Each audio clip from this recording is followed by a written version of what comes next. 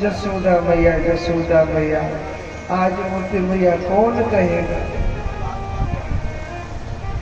आज मुझे मैया कौन कहेगा, कान्हा तू मुझे छोड़ करके मत जा।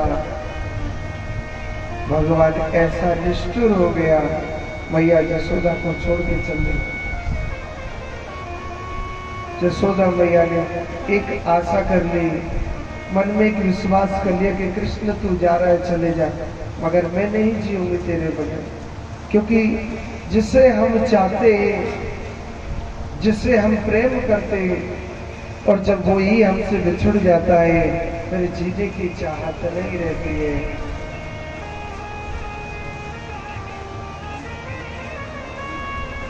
भगवान अपनी मैया जसोदा के महलों से उतर रहे, और ब्रज की गोपियों को पता चला था कि कृष्ण सुबह चले जाएगा हमें छोड़ करके। ऐसी पागल हो गई गोपी, सामने खड़ी है महलों के, और भगवान उन गोपियों के आगे से निकल के जा रहे। तो गोपी कहने लगी, हे विधाता तू कैसा भगवान है रे? अरे भगवान तेरे हृदय में करुणा नहीं है क्या? अरे पहले तू हमसे प्यार करता है, अपना बनाता है, और आज हम तेरे हो गए तो आज तू हमें छोड़ के जा रहा है, क्यों? कान्हा हम तुम्हारे बगैर नहीं जिएंगे, आज पूरा वृंदावन रो रहा है।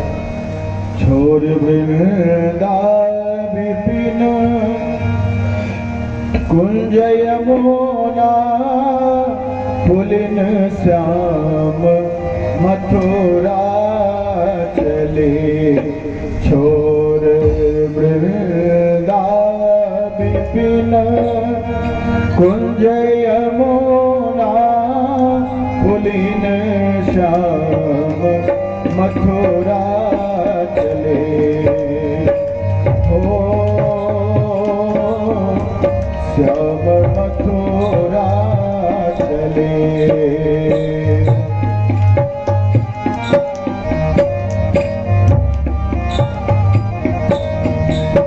छोड़ वृंदा विपिन कुंज यमुना, पुलिन श्याम मथुरा चले। हो श्याम मथुरा चले। हम मथुरा चले। माय सोदा के लालन व्याकुल भये, माय सोदा के लालन व्याकुल भये। ग्वाल रोए हमारे कन्हैया चले। ग्वाल रोए हमारे कन्हैया चले। गैया करती रुदन, प्राण तन मन रुदन, श्याम मथुरा चले। हो श्याम मथुरा चले।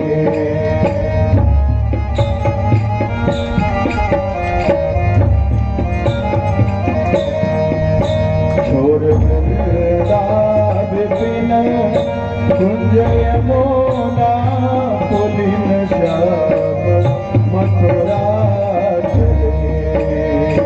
हो श्याम मथुरा चले। हो श्याम मथुरा चले। आज भगवान 11 वर्ष 56 दिन के हो गए, और आज भगवान मैया जसोदा को छोड़ के जा रहे हैं। जब मेरा कृष्ण मैया जसोदा को छोड़ के जा रहा, पूरा वृंदावन रो रहा। भगवान विदा होते चल दिए। भगवान एक आस देकर के गया कि हे ब्रजवासियों, हे ब्रज की गोपियों, ऐसी बात नहीं है कि कृष्ण तुमसे प्रेम नहीं करता। मैं कभी निष्ठुर नहीं हूं, मैं तुम्हारे पास जरूर आऊंगा, मैं तुम्हारे पास जरूर आऊंगा, मगर अभी नहीं आ सकता हूं मैं तुम्हारे पास। परसों के दिन पक्को जरूर वापस आऊंगा, जरूर आऊंगा। ऐसी आस देकर के कृष्ण गया। अक्रूर जी महाराज के मन में भी डर घुस गया कि भैया जिसे कृष्ण कहते कहीं ऐसा ना हो राजा कंस इस छोटे छोटे बच्चों को मार दे।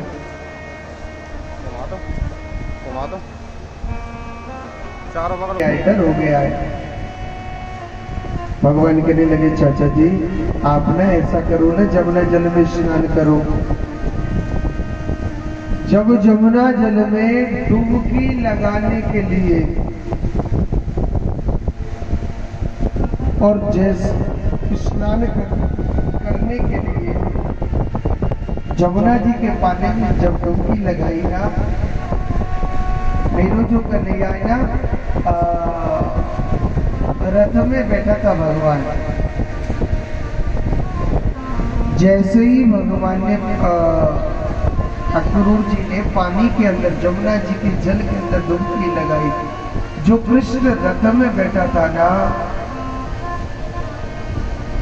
वही भगवान श्री कृष्ण जमुना जल के अंदर 1000 फन वाले सांप पर मेरा कृष्ण लेटने लग रहा।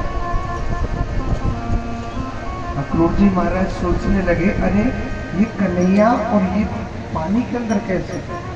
जैसे जल से बाहर मुंह निकाला वही कृष्ण रथ में बैठा बैठा मुस्कुरा रहा है, और जब दोबारा डुबकी लगाई तो देखा था वही कृष्ण सृष्टि का चिंतन कर रहा है। 1000 फन वाले सर पर बैठ करके भगवान तुरंत समझ गए ये कृष्ण देखने में साधारण बालक लग रहा है, देखने में ये साधारण बालक लग रहा है, ये बच्चा नहीं है, ये स्वयं भगवान है, ये परमात्मा स्वयं भगवान है। सुखदेव जी महाराज कहते हैं परीक्षित ये स्वयं भगवान है। रथ से जैसे निकल के और जमुना जल से आया भगवान को लेकर के जा रहे हैं। भगवान श्री कृष्ण जब मथुरा के निकट पहुंच गए तो कहने लगे चाचा जी आप ऐसा करें आप चलो हम पैदल पैदल आते। मथुरा के लोगों को पता चला कि आज भगवान श्री कृष्ण यहाँ पधारे मथुरा नगरी में। सब लोगों ने फूल बरसाए थे भगवान पर, पुष्प बरसाए थे, पुष्पों की वर्षा करी थी मेरी तरफ, बड़ी सुंदर पुष्पों की बारिश करी।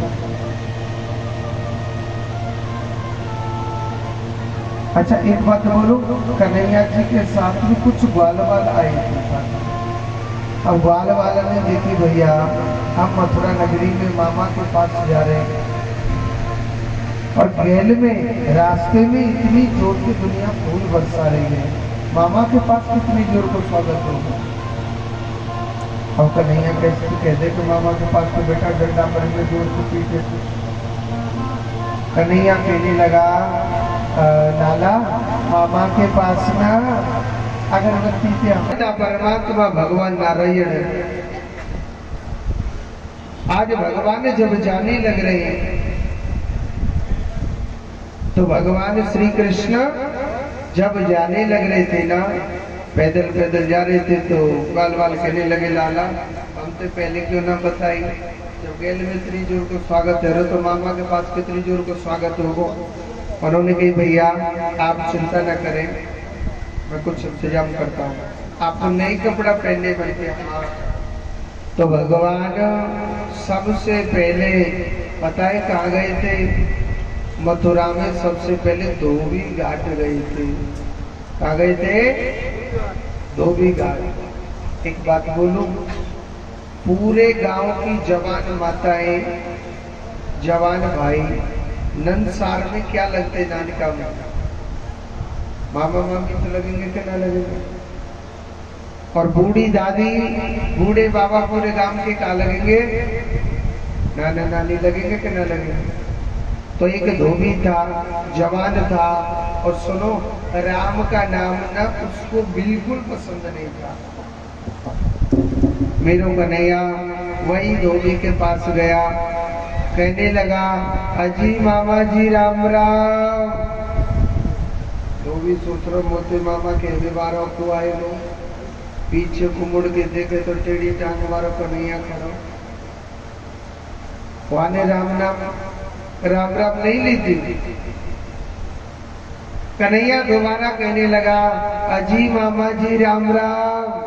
धोबी कहने लगा, हाँ ठीक है, बताओ कैसे आई? कन्हैया कह रहा, मामा हमारे पास ना कपड़ा ना है पहनने को, आप 1 घंटा को कपड़ा दे दो ना उधार, पीछे तुम्हारे कपड़े में उतार के चले जाएंगे, हम मनुष्य नहीं लग रहे, हम सुंदर नहीं लग रहे। धोबी कहने लगा, आपको मालूम है ये कपड़े किसके? अरे एक मथुरा का बहुत बड़ा राजा है, नाम है कंस महाराज, ये उसके कपड़े। कन्हैया कह रहा, मामा का पुत्र फ्री में कह रहे, अरे हम भाई कंस के भांजे, अच्छो बन के आप कंस के भांजे हो बन के। हाँ, अब तो वही सुखदेव जी कहते हैं, परीक्षित सुखदेव जी महाराज कहने लगे, हे राजन, वही कहने लगा कि आप कंस में भांजे हो। राजा कंस ने तो डंका बजा रखा है कि जो भगवान राजा कंस के काल को मार देगा उसके लिए तो बहुत सारा धन मिलेगा। अब तो भगवान को ना गाली देने लग गया, भगवान को गाली देने लग गया। अशोक भैया हमारी आवाज सुन रहे, वो नीचे आ जाए, अशोक भैया और भूदेव जी। तो कहने लगे कि आप ग्वारिया गमारिया गैया चराने वालों, आप इन कपड़ों को पहनोगे, आप इन कपड़ों को पहनोगे? तो भगवान को गाली देने लग गया। और सुनो, भगवान के पीछे डंडा भी लेके भाजने लग गया। भगवान के पीछे डंडा लेके भाजने लग गया। एक ग्वालवाल कहने लगा, अरे ओ काना भैया, ई धोबी को हम ते गाड़ी देवे लग रो, अरे बिन हाथन ने दिखा देते ने जिन हाथन ते पूतना मारी। तो एक जोर से थप्पड़ मारो वह धोबी के, तो एक ही में वह धोबी का गोविंदाई नमो नमः कर दिया। एक बार जोर से बोलो, राधे राधे। भूदेव जी आवाज सुन रहे हो, वो यहाँ पर पधारे, और अशोक भैया एक बार जोर से बोलो, राधे राधे। तो आज मेरे परम पिता परमात्मा श्री सुखदेव जी कहते हैं, परीक्षित देखो, भगवान ने जब वस्त्र पहने थे ना राजा कंस के, हमारो कन्हैया छोटो सो, हमारो कन्हैया छोटो सो, और कंस तो लंबाई में बहुत बड़ो।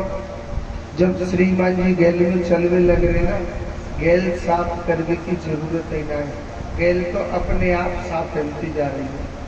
क्योंकि जिनके हाथों की बाजू थी ना, 4-4, 5-5 हाथ नीचे को लटक रही थी, 4-4, 5-5 हाथ नीचे को लटक रही थी। तो गैल साफ करने की जरूरत नहीं। वाल वाल कहने लगे, लाला भैया हम तो पहले ही अच्छे लग रहे, अब तो देखिए हम भैया बुरे सूरज से लग रहे, अच्छो बन गया। तो कन्हैया कहने लगा, ठीक है मैं कुछ न कुछ इंतजाम करता हूँ, मैं कुछ न कुछ इंतजाम करता हूँ। तो भगवान श्री कृष्ण सुखदेव जी कहते हैं परीक्षित, भगवान दूसरी वाले के दर्जी के घर गए। दर्जी मेरे कन्हैया का बहुत अच्छा भक्त था। भगवान कहने लगे, लाला अरे ओ भैया दर्जी के भैया, हमारे मलूक कपड़ा ना है सुंदर, हमारे फटे टूटे कपड़ा है, आप ना हमारे कपड़े को अच्छे बना दोगे क्या? तो उस दर्जी ने मेरे कन्हैया के नाप के वही कपड़े काट पीट के कन्हैया के नपाने के बना दिए थे।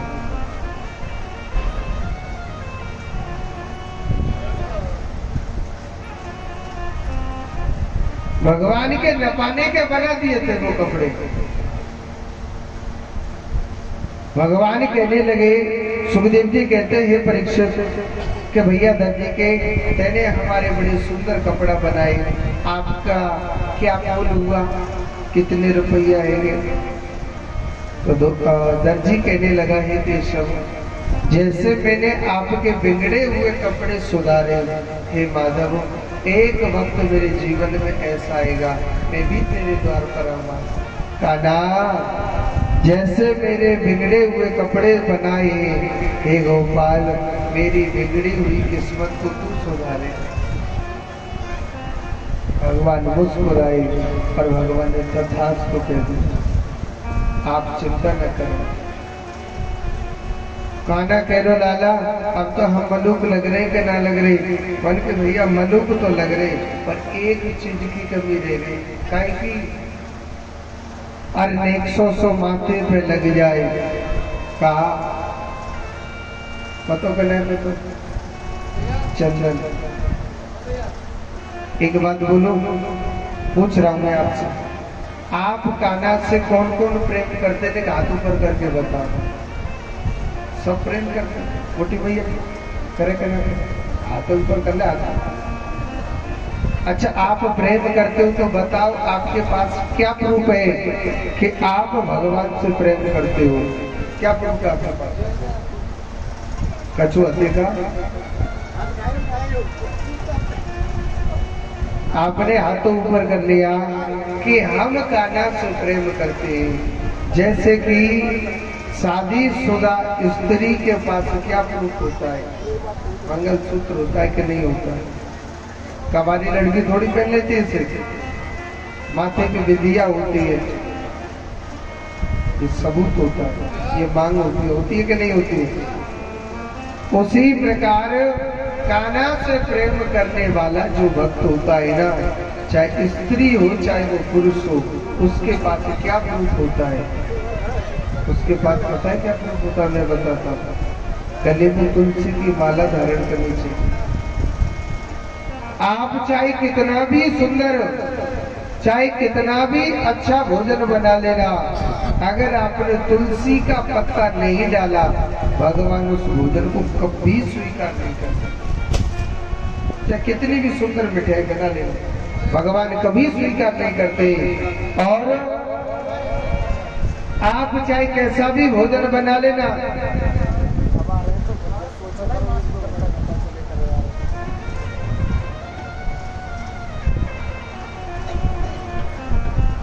चाहे आप कैसा भी भोजन बना लेना, और जिसमें तुलसी का दल, चाहे आप आलू की सब्जी, चाहे जिसमें नमक मिर्च मसाले कुछ भी मत डालना, आपने तुलसी का दल डाल दिया, तुलसी का दल जानते पत्ता, आपने वो डाल दिया, समझ लो भगवान के लिए 56 प्रकार की मिठाई बना ली, भगवान बड़े खुश हो जाते। उसी प्रकार भगवान अपने भक्त को कब स्वीकार करते हैं?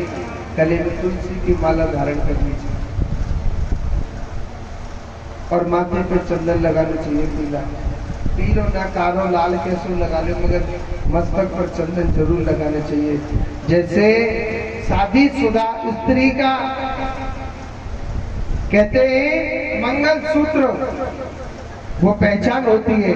मेरे कान्हा से प्यार करने वाले वही होते हैं जो गले में तुलसी की माला धारण होती है।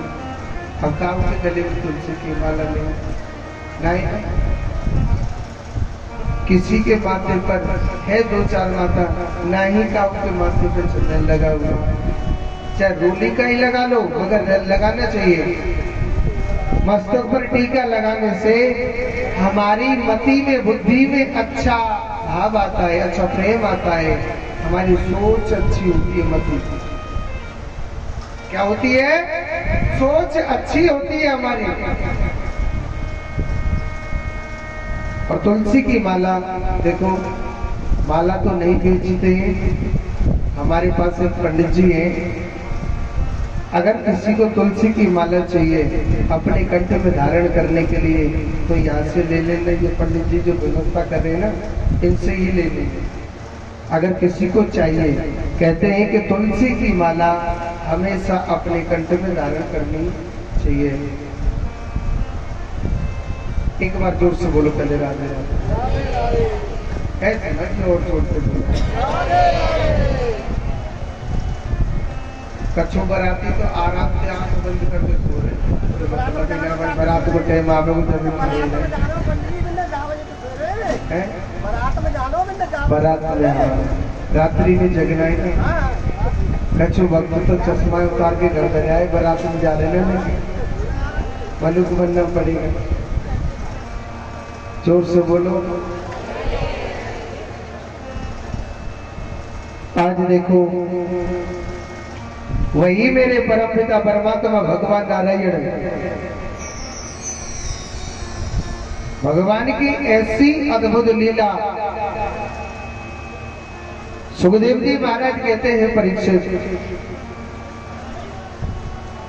अब एक कुब्जा नाम की स्त्री थी, रूप की काली थी, 3 जगह से वो टेढ़ी थी और बड़े बड़े उसके दांत थे। कोई भी उसका मुख देखना पसंद नहीं करता था और दुनिया उसको कुबड़ी कहती थी। क्या कहती थी? कुबड़ी। कुबड़ी किसे कहते हैं? जो हद से ज्यादा,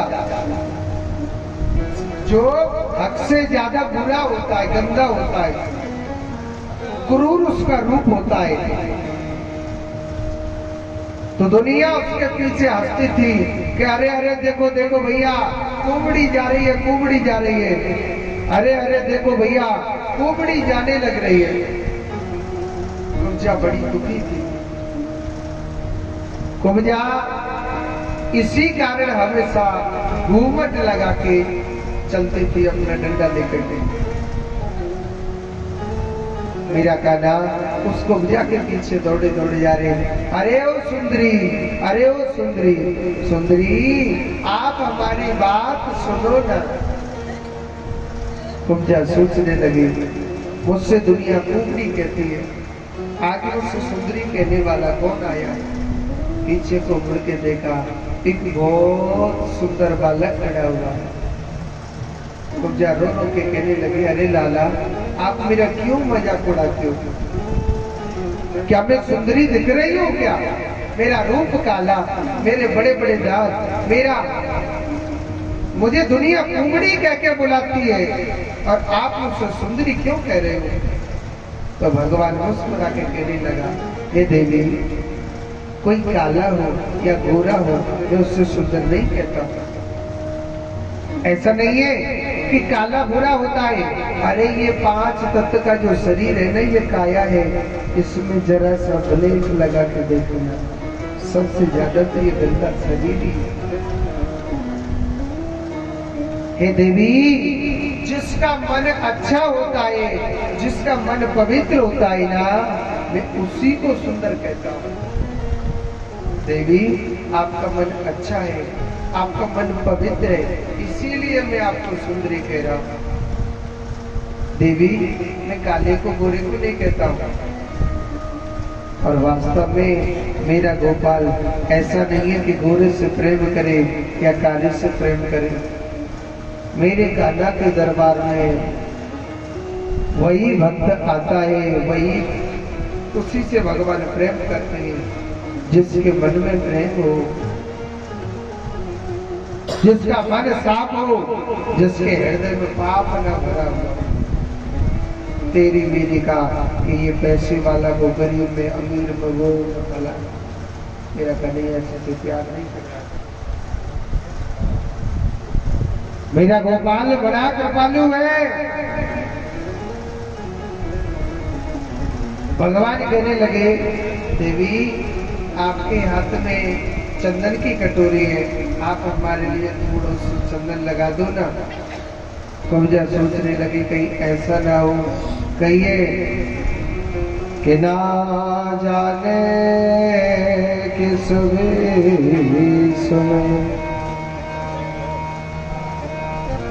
मेरो नारायण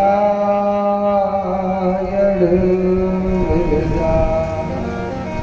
मेरा मुरली वाला, मेरा गाना ना पता नहीं किस रूप में कहा किसको मेरा मुरली वाला मिल जाता है।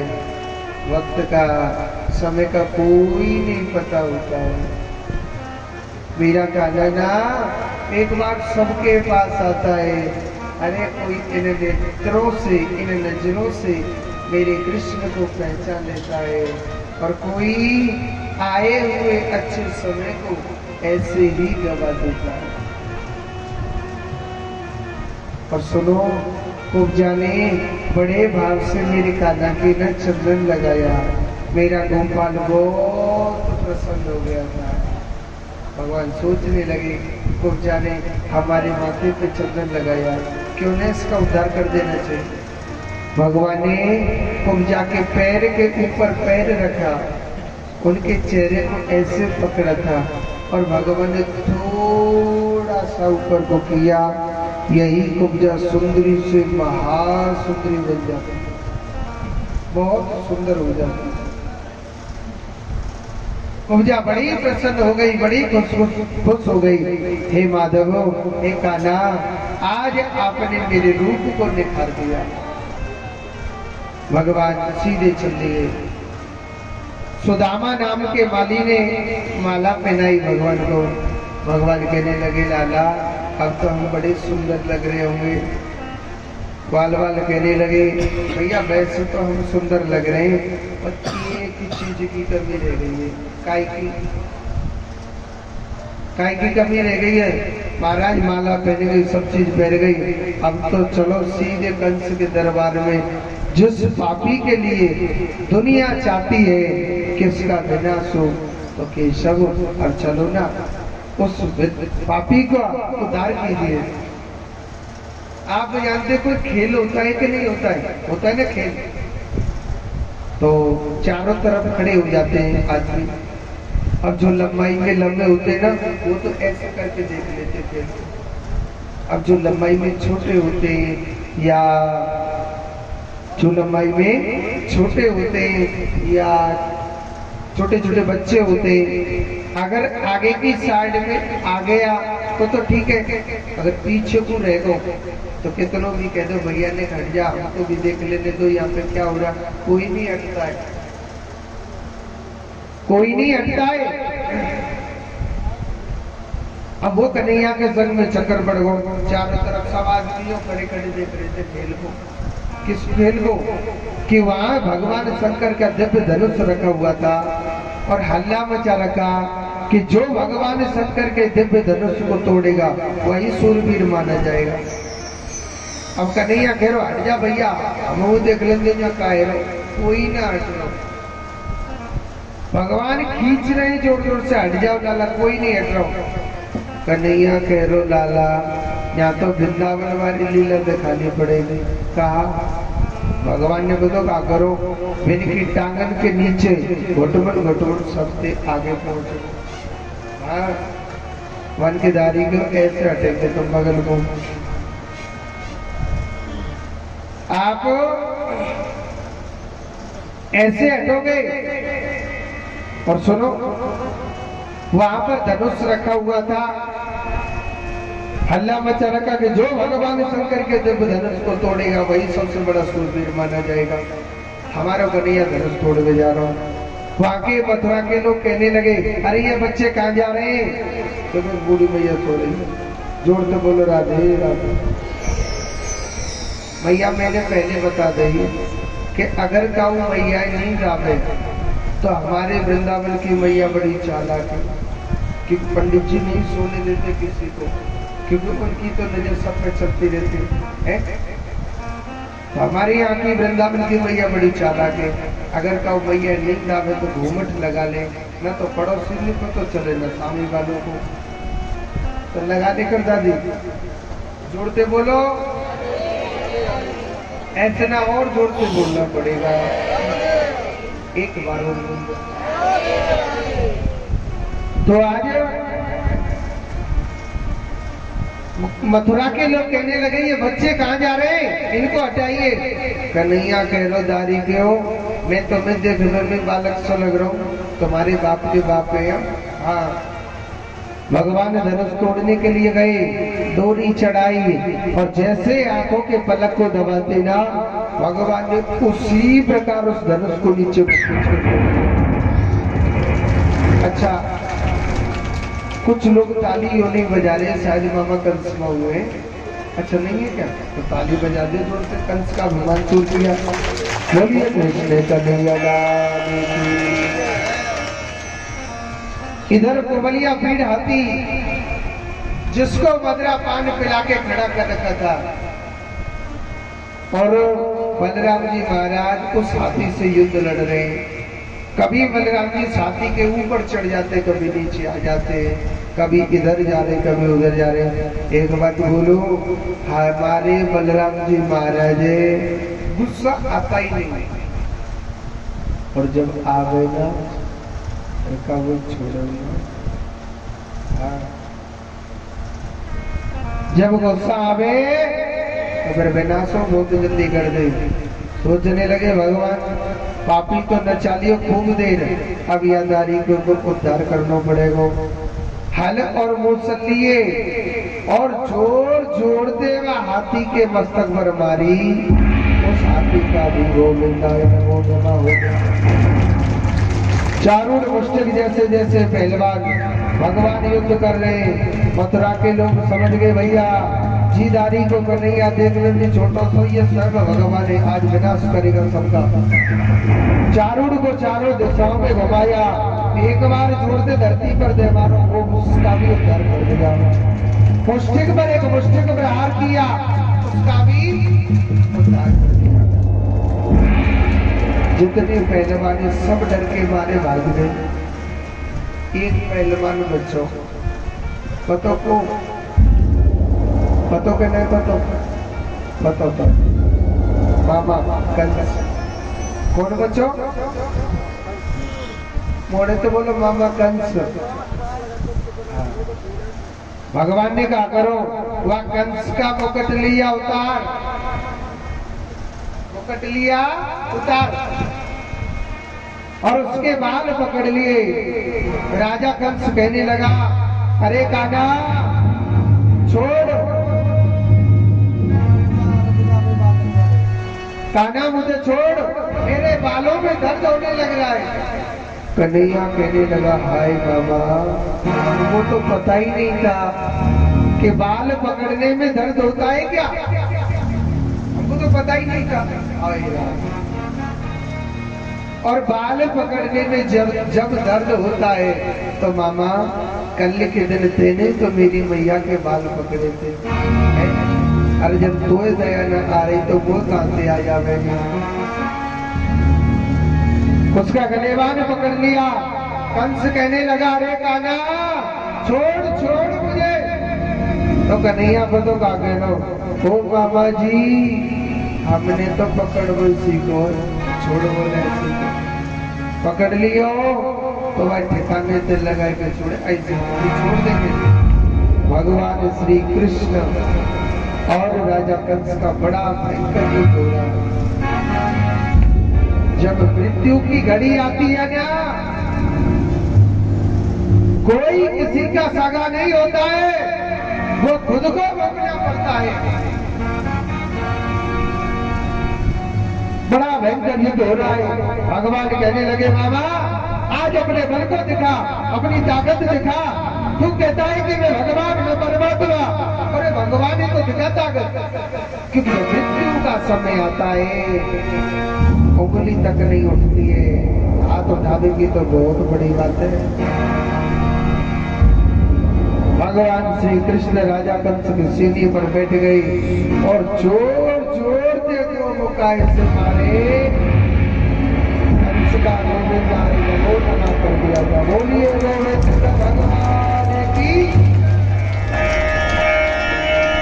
एक बार जोर से बोलो राधे राधे।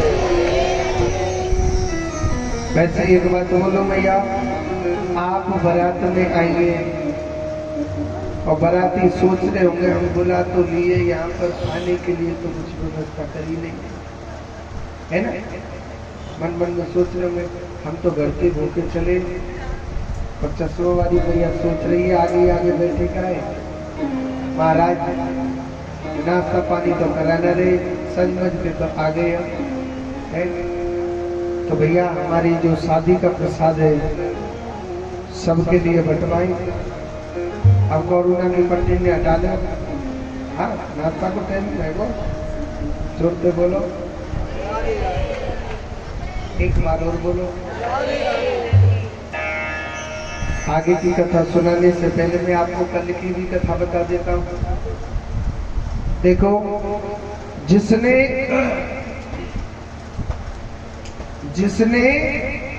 एक दिन कथा नहीं सुनी या 2 दिन कथा नहीं सुनी या 3 दिन कथा नहीं सुनी या आज 6 दिन तक की कथा नहीं सुनी,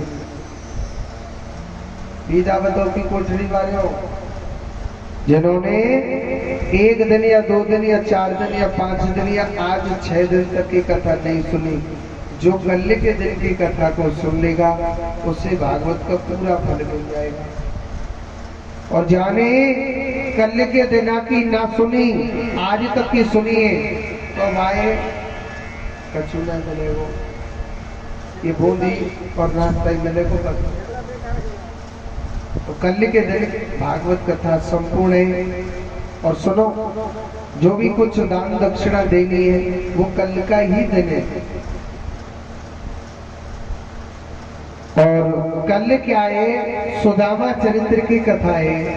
तो कल सभी को क्या लेके आना है पता के नहीं पता? चावल, सवाया चावल लेके आए, जैसे कि 250 ग्राम या 1.25 किलो, ताकि भगवान हमारे घर में सवाया बढ़ाए। तो कल सुदामा चरित्र है तो सभी को चावल लेकर के आने हैं। ये जो प्रसाद बट रहा है माताओं, इस प्रसाद को यही लेना है और यही खाना है। ये भगवान की शादी का प्रसाद है। ऐसा मत करिए को पढ़ने के लिए गाल के ले जाए, गालने के लिए घर के लिए अलग से मिलेगा, ठीक है? तो जोर से बोलो, बूंदी आ रही है तो जोर से बोलो, ऐसे मत करो भैया। एक बार और बोल जाओ, कुर्सी पे बैठे का भैया एक बार और जोर से बोल के बताओ।